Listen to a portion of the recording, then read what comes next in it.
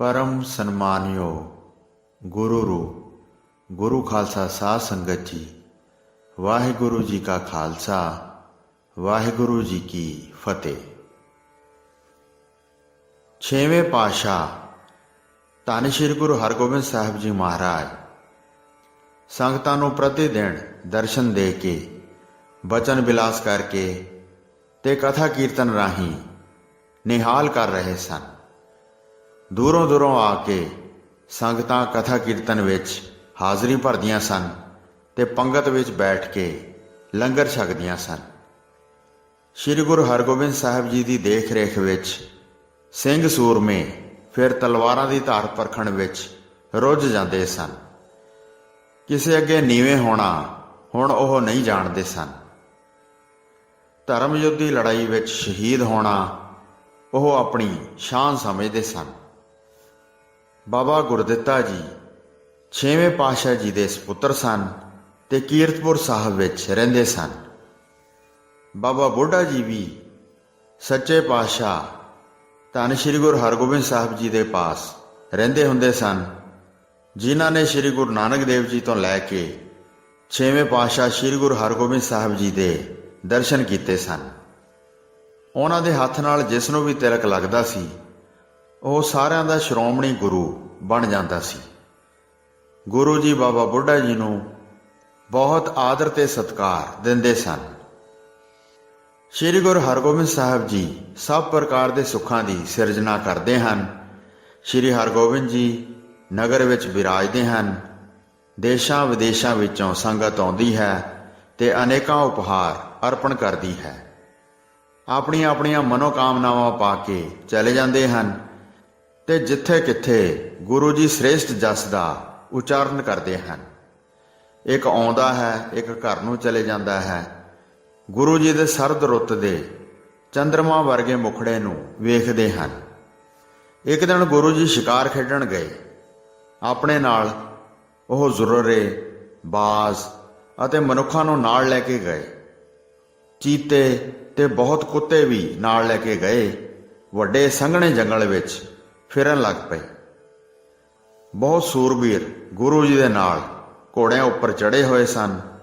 ਬੰਦੂਕਾਂ ਚਲਾ ਚਲਾ ਕੇ ਬਹੁਤ ਜਾਨਵਰਾਂ ਨੂੰ ਮਾਰ ਰਹੇ ਸਨ। ਹਿਰਨ, ਪੰਛੀ ਅਤੇ ਸੂਰ ਜਿੱਥੋਂ ਕਿੱਥੋਂ ਲੱਭ ਲੱਭ ਕੇ ਮਾਰ ਰਹੇ ਸਨ। ਇਸ ਤਰ੍ਹਾਂ ਸ਼ਿਕਾਰ ਖੇਡਦੇ ਅਤੇ ਚਲਦੇ ਚਲਦੇ ਉਸ ਥਾਂ ਆ ਪਹੁੰਚੇ ਜਿਸ ਦਾ ਨਾਮ ਦਮਦਮਾ ਸਾਹਿਬ ਸ਼ੋਭਦਾ ਹੈ। ਕਾਂਸ਼ੀ ਤੋਂ ਚੱਲ ਕੇ ਬਹੁਤ ਸੰਗਤ ਆਈ, ਜਿਨ੍ਹਾਂ ਵਿੱਚ ਗੁਰੂ ਜੀ ਦੇ ਦਰਸ਼ਨ ਕਰਨ ਦੀ ਬਹੁਤ ਚਾਹਤ ਸੀ। ਉਹਨਾਂ ਵਿੱਚ ਇੱਕ ਸਿੱਖ ਬੜਾ ਬੁੱਧੀਵਾਨ ਸੀ।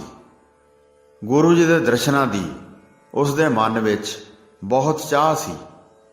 ਸੰਗਤ ਨੂੰ ਛੱਡ ਕੇ ਉਹ ਦਰਿਆ ਬਿਆਸ ਦੇ ਪਾਸ ਗੁਰੂ ਜੀ ਦੇ ਬਾਰੇ ਜਾਣ ਕੇ ਉੱਥੇ ਆ ਗਿਆ ਜਿੱਥੇ ਗੁਰੂ ਜੀ ਮੌਜੂਦ ਸਨ। ਉਹ ਮਾਂਸ ਤੇ ਸ਼ਰਾਬ ਦਾ ਸੇਵਨ ਨਹੀਂ ਸੀ ਕਰਦਾ। ਸ੍ਰੇਸ਼ਟ ਮੱਤ ਧਾਰ ਕੇ ਆਪਣਾ ਪਰਲੋਕ ਸੁਧਾਰ ਰਿਹਾ ਸੀ। ਉਹ ਤੁਰੰਤ ਹੀ ਗੁਰੂ ਜੀ ਦੇ ਪਾਸ ਪਹੁੰਚ ਗਿਆ ਤੇ ਉਪਹਾਰ ਧਰ ਕੇ ਚਰਨ ਕਮਲਾਂ ਤੇ ਵੰਦਨਾ ਕੀਤੀ। ਉਸ ਸਮੇਂ ਗੁਰੂ ਜੀ ਦੇ ਇੱਕ ਹੱਥ ਤੇ ਵੱਡਾ ਬਾਜ਼ ਬੈਠਾ ਸੀ ਤੇ ਦੂਸਰੇ ਹੱਥ ਵਿੱਚ ਉਹਨਾਂ ਨੇ ਬਟੇਰਾ ਫੜਿਆ ਹੋਇਆ ਸੀ। ਉਹ ਬਾਜ਼ ਨੂੰ ਬਟੇਰੇ ਦਾ ਮਾਸ ਖਵਾ ਰਹੇ ਸਨ। ਇਸ ਕਰਕੇ ਦੋਵੇਂ ਹੱਥ ਲਹੂ ਨਾਲ ਲਿਬੜੇ ਹੋਏ ਸਨ। ਇਹ ਵੇਖ ਕੇ ਸਿੱਖ ਨੇ ਤਰਕ ਵਿਚਾਰਿਆ ਤੇ ਸੋਚਿਆ, ਇਹ ਗੁਰੂ ਨਾਨਕ ਦੇਵ ਜੀ ਦੀ ਭਾਰੀ ਗੱਦੀ ਹੈ। ਇਹ ਤਾਂ ਦਇਆ ਰਹਿਤ ਕਾਰਜ ਕਰ ਰਹੇ ਹਨ, ਜਿਨ੍ਹਾਂ ਨੂੰ ਗਰੀਬ ਨਿਵਾਜ਼ ਦੇ ਨਾਂ ਨਾਲ ਪੁਕਾਰਦੇ ਹਨ। ਕਾਂਸ਼ੀ ਛੱਡ ਕੇ ਬਹੁਤ ਦੂਰ ਆਏ ਹਾਂ ਤੇ ਇੱਥੇ ਆ ਕੇ ਐਸੀ ਹਾਲਤ ਵੇਖੀ ਹੈ। ਇਸ ਤਰ੍ਹਾਂ ਮਨ ਵਿੱਚ ਮਹਾਨ ਗਿਣਤੀਆਂ ਗਿਣਦਾ ਸੀ। ਇਸ ਬਾਰੇ ਸ਼੍ਰੀ ਗੁਰੂ ਹਰਗੋਬਿੰਦ ਜੀ ਨੇ ਸਭ ਕੁਝ ਜਾਣ ਲਿਆ। ਗੁਰੂ ਜੀ ਜਾਣੀ ਜਾਣ ਸਨ। ਉਹਨਾਂ ਨੇ ਇਸ ਸਿੱਖ ਦੇ ਮਨ ਦੀ ਗੱਲ ਨੂੰ ਬੁੱਝ ਲਿਆ ਤੇ ਸਭ ਕੁਝ ਜਾਣ ਲਿਆ। ਚਿੱਤ ਵਿੱਚ ਜਿਹੜੇ ਬਹੁਤ ਤਰਕ ਸੋਚ ਰਿਹਾ ਹੈ, ਤੂੰ ਧੁਰ ਦਾ ਭੇਦ ਨਹੀਂ ਜਾਣ ਸਕਦਾ। ਸਿੱਖ ਗੁਰੂ ਜੀ ਪਾਸੋਂ ਇਹ ਬਚਨ ਸੁਣ ਕੇ ਬਹੁਤ ਹੈਰਾਨ ਹੋਇਆ ਤੇ ਦੀਨ ਹੋ ਕੇ ਬੇਨਤੀ ਕੀਤੀ, ਹੇ ਕਿਰਪਾ ਨਿਧਾਨ, ਆਪ ਸਭ ਕੁਝ ਜਾਣਦੇ ਹੋ ਤੇ ਘੱਟ ਘੱਟ ਦੇ ਬਿਰਤਾਂਤ ਪਛਾਣਦੇ ਹੋ। मैं की कह सकदा हाँ, मेरे विच कोई समर्था नहीं है। बाहर दी किरिया देख के मैनू शंका हुई सी। तद गुरु जी ने उस पंछी की कथा सुनाई। उस पंछी के पिछले जन्म की कथा सिख नूं कही। यह बटेरा नदी विच मलाह दा काम करदा सी। मजदूरी लैके लोकां नूं दरिया पार कराउंदा सी।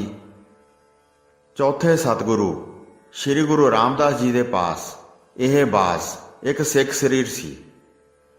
जद गुरु जी ने इस नूं किसे काम भेजिया तां रस्ता चल के वह इस मलाह दे पास आया। सिख ने मलाह नूं कहा, मैं किसे देरी तो बगैर गुरु जी का काम करना है। जद वह सिख बेड़ी में चढ़ के बैठ गया ते जद बेड़ी दरिया दे विच चली गई, उसने सारिਆਂ ਦੇ पासों मंग के मजदूरी लई। सिख दे पास केवल 5 पैसे सन। ਉਹ सारे पैसे दे रहा सी, पर मलाह ने ना लए।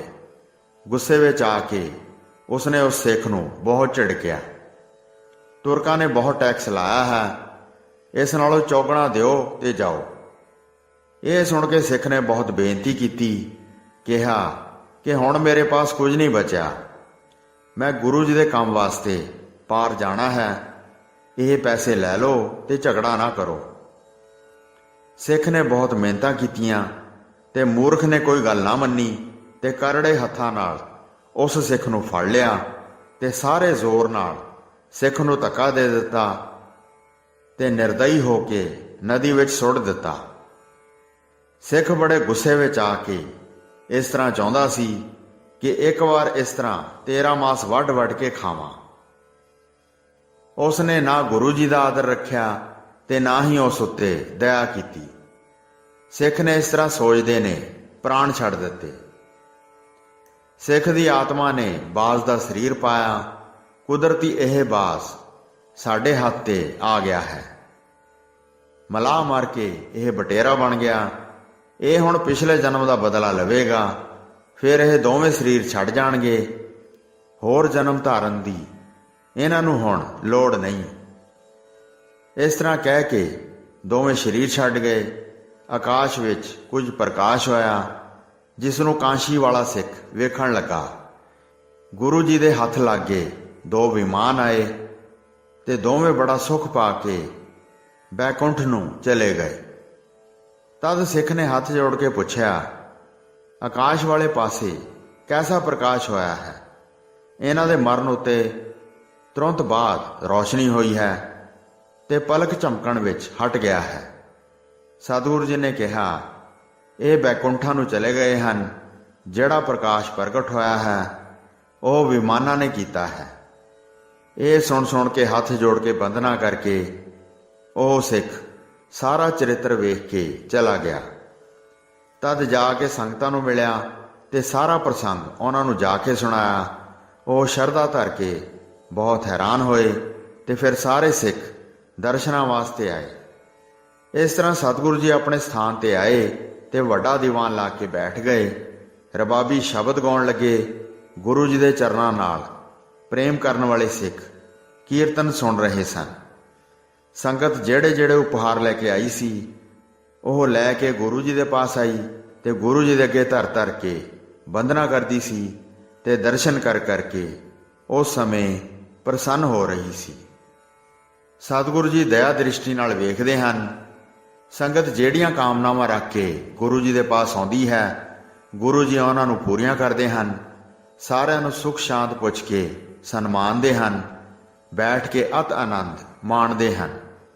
जेड़ा जेड़ा किसे दा देश सी उस दी गाथा पुछदे हन, गुरु जी नूं दसदे हन। शाम तक उस स्थान ते बैठे रहे। सोदर दे पए भोग नूं अपने कन्नां नाल गुरु जी ने सुनिया। गुरु जी फिर अपने घर चले गए ते सारी संगत अपने डेरे चली गई। कई दिन उत्थे रह के गुरु जी दे दर्शन कीते। गुरु जी दे बचन सुन के सारे ही हिरदे विच प्रसन्न हुंदे सन। इस तरह सतगुरु जी उत्थे विलास करते सन ते हज़ारां सेवक उन्हां दे पास रहिंदे सन। भगती शक्ति की बख्शिश हुंदी सी। निता प्रति सिੱਖੀ होर वधदी जांदी सी। वाहिगुरु जी का खालसा ਵਾਹਿਗੁਰੂ ਜੀ ਕੀ ਫਤਿਹ।